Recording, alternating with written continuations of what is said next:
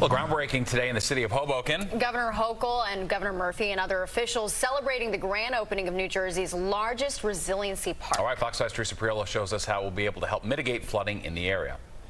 I actually used to drive around this site wondering, what is this going to be? And this is a large site, and it could really be a park one day. One day is today on Hoboken's northwest side.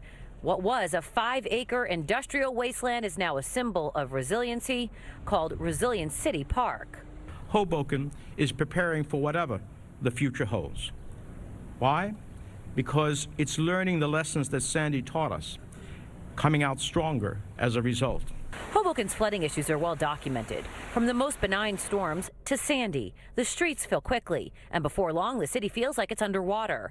This park aims to change that. We have strategically designed this park to manage up to 2 million gallons of stormwater, mitigating the risk of flooding in our vulnerable Northwest community. Here's how this is going to work. On good weather days, it's going to be a playground with jungle gyms and basketball courts. But when the rains come, it's going to act as a storm basin. These sunken sections are going to collect the water and then pump it back out.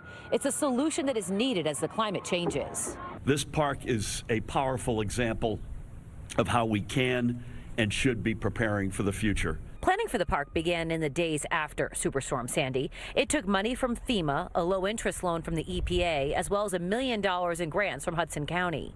It is the second resiliency park in Hoboken, but the largest in the state and one of the largest in the country. A feat made possible with a public commitment and the help of Hoboken high school students studying the impact climate change has had on their city. Being part of this, I really feel like I'm making a difference and giving my school positive representation. In Hoboken, Teresa Priolo, Fox 5 News.